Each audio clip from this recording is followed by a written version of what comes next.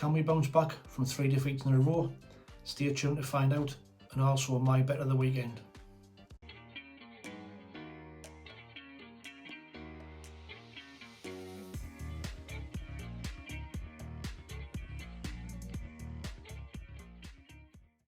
Hello, so we're back again with another video, coming thick and fast after the last international break. Normally the case, you have no games for weeks, and then we have 2 or 3 together. So looking to bounce back from a poor run of results. Obviously lost at Borough, lost at Stoke, and then lost on Tuesday against Leicester, even though it was a much better performance. But as I'll touch on later on in the video, we all know our issues of scoring goals at the moment. But Norwich, so they're struggling quite a bit at the moment. They've got David Wagner in charge, obviously ex-Huddersfield, and since he went there in January this year, not done that well. He's got a record of played 37, won 14, drew 7, lost 16, only a win percentage of 38%. Like I said, they're struggling for form. They've only won 2 games in the previous 10. The last 2 games was a 6-2 defeat at Plymouth, then a 2-0 defeat at home against Leicester, which is not too disgraceful considering the form at Leicester are in. The last win was on the 30th of September when they beat Birmingham 2-0 at home.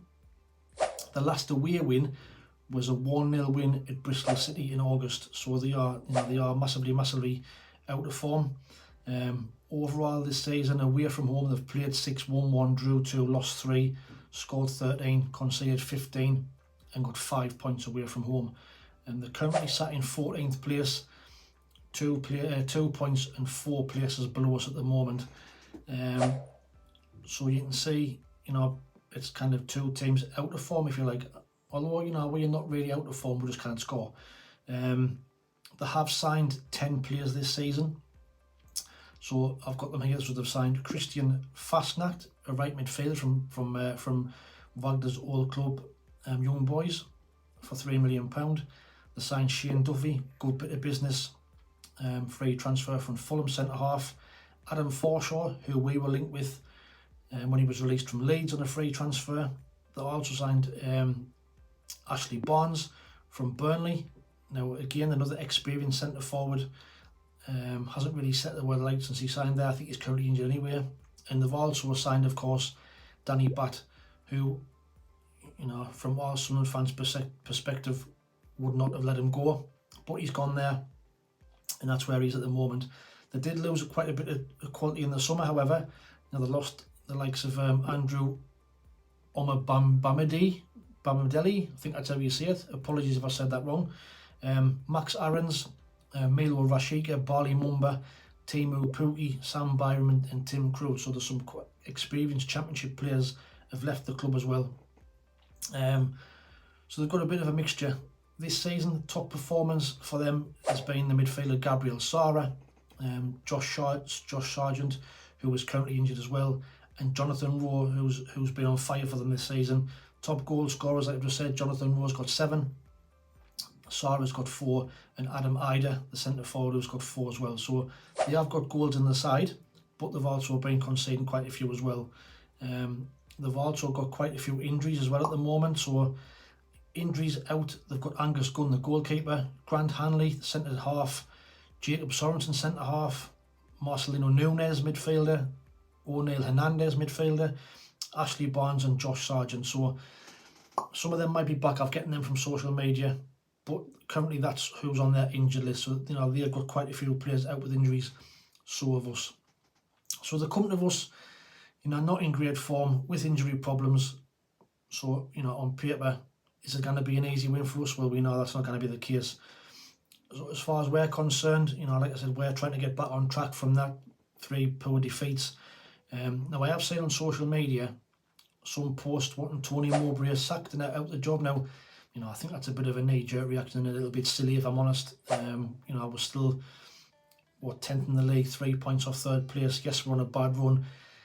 Yes, he's not helping himself with these substitutions, and in team selection's not playing any centre forwards against Stoke and what have you. But I think wanting him out is a little bit of an overreaction.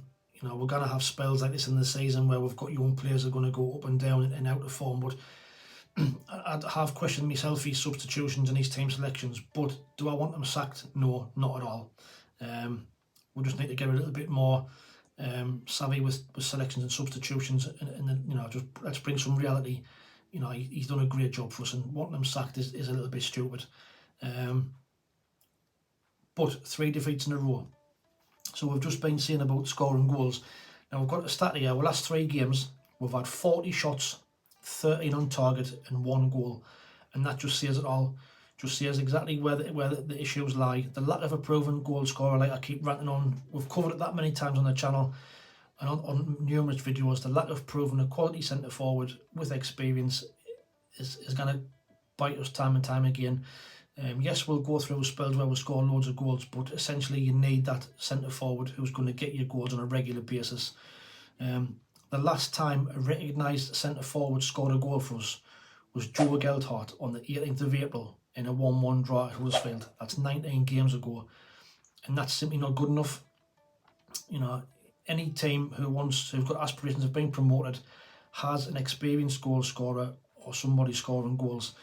Now, Tony Mowbray in his press conference today was asked about the centre forwards and some kind of interesting comments. So he was asked about the strikers not scoring goals. Now, he did say the young boys were learning the trade, struggling with the intensity of work that would need to put in and what's required now. Whether that was directed at Emir, because he did question that at the start about he wasn't used to the actual intensity of the training and the games in the Championship.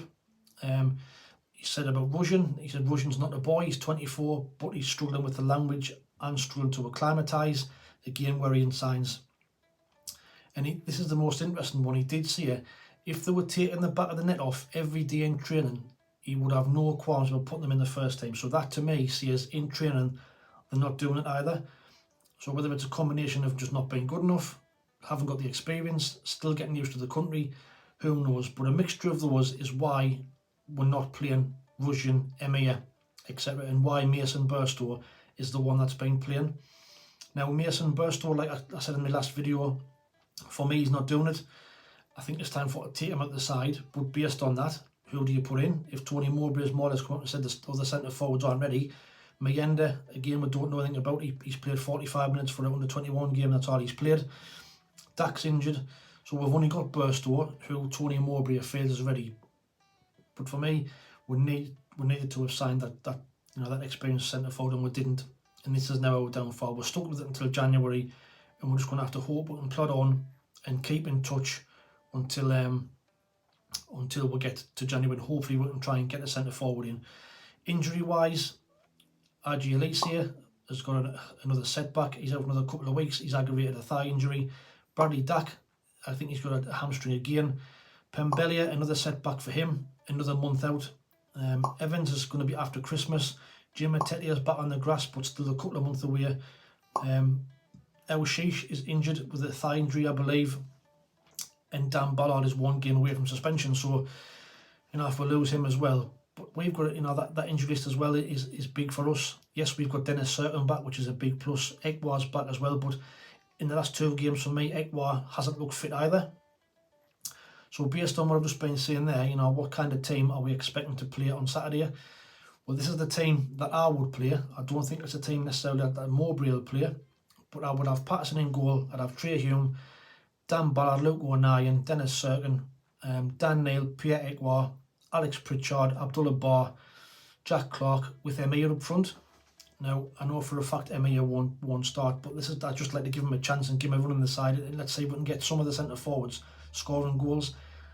You heard my rant about Roberts at the weekend, who incidentally apparently is open contract talks this week for a new contract, but for me, I'd have him out the team. He's just inconsistent and doesn't do it enough for me, so I think Abdullah Barr has done a more than adequate job on that right hand side.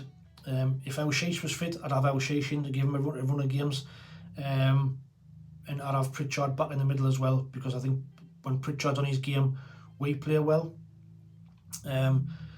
Like I said, Burstow not good enough. Rusjan is struggling, and Huggins, I'd have Huggins out just because of playing too many games. There's a risk of him getting injured again. So that's the kind of team I would play. The last time we played them was at the stadium, was a 1-0 defeat. Josh Sargent, I'll get right in a minute, came off the bench, and I think he got the winner in an early kick-off. We got beat 1-0. Now, how do I think the game pans out? So, like I said, both teams not in a good place form-wise, but like I said, not so much form for us, just scoring goals.